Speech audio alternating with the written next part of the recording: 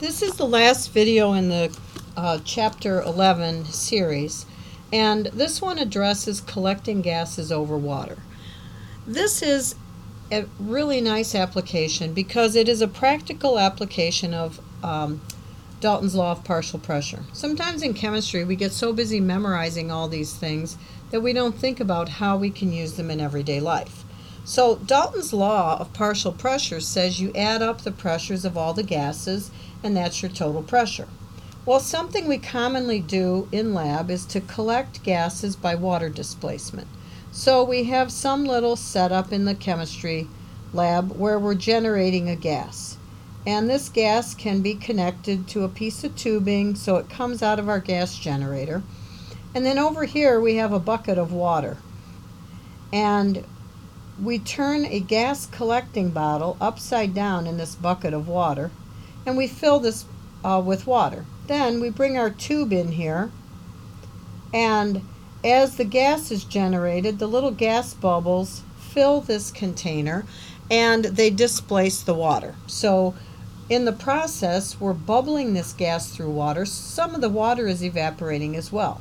So now up here we have what we call a wet gas, because we have the gas we were collecting as well as the vapor of water, making it a wet gas. So Dalton's law says that the total pressure is equal to the pressure of the gas plus the pressure of water. So we can look up information about the pressure of water. The water's pressure is equal to the vapor pressure.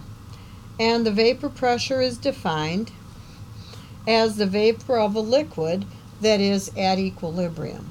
So this data is well tabulated and documented in the world of chemistry, and we can look this up on a chart. There's a chart in your textbook on page 465, and there's also one in your laboratory manual. And this is the concept we used on Lab 21 when we did that laboratory activity in class. So let's look at an example. We had a sample of nitrogen that was collected over water at 15 degrees Celsius. It had a total pressure of 745 torr and a volume of 310 mils. What is the partial pressure of the nitrogen? Well, the first thing that we do is go look up the vapor pressure of water. And we do this by using the temperature of 15 degrees. So we look in our chart and we see that the pressure of the water is equal to 12.8 torr. Now that's not very much, right? When you think about the pressure of the gas, but it still will be significant when we subtract this. So we now can find the pressure of the dry nitrogen. That's equal to the total pressure, which is the atmospheric pressure, minus the pressure of the water. So the total pressure was 745 torr. Then we subtract the pressure from the vapor pressure of the water, 12.88.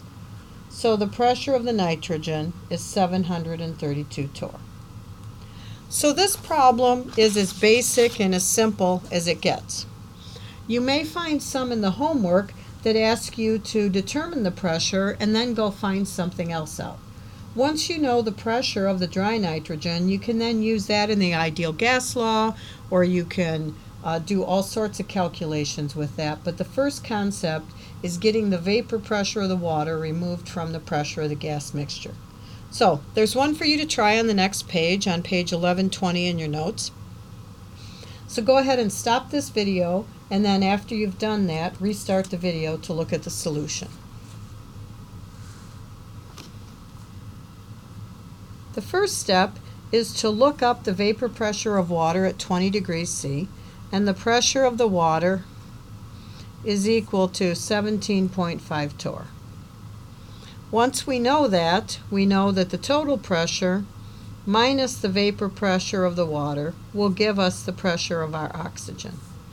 So we take 738 torr, subtract 17.5 torr, and we get the pressure of the oxygen equal to 720 torr. So these are really very simple applications of Dalton's law of partial pressure. Now let's look at a problem that's a really fancy application of Dalton's law of partial pressure, as well as several other chemical laws. We had 248 mils of wet nitrogen gas collected over water at a total gas pressure of 736 torr and a temperature of 21 degrees. The nitrogen was produced by the reaction shown below using 425 mils of sodium nitrite and excess sulfamic acid. What's the molar concentration of the sodium nitrite? Okay, this problem is really a doozy because it includes lots of things. It includes Dalton's law of partial pressure, finding the pressure of the nitrogen. It's going to use the ideal gas law, and it's going to use stoichiometry of solution using molarity kind of as a conversion factor. So the first thing we do is go to our resources and we look up the pressure of water at 21 degrees C. And that is equal to 18.8 torr. So that's something we have to look up. Now we can go ahead and work with the rest of this. Since we're going to use the ideal gas law later, let's convert our temperature. 21 degrees Celsius is 294.2 Kelvin. Our pressure, 736 torr. Oh, well, we're not going to change that yet because we have to subtract. So the pressure of the nitrogen is equal to the total pressure, 736 torr, minus the vapor pressure of water, 18.8 torr. So the pressure of the nitrogen is actually equal to 717 torr. Now I can use this information with the ideal gas law. PV equals nRT. We look at this, we know the pressure, the volume of the gas, we know the gas constant, and we know the temperature, so we can solve for the number of moles of nitrogen. It's equal to PV over RT. Now my pressure, 717 torr, I changed this into atmospheres, 0.944 atmospheres.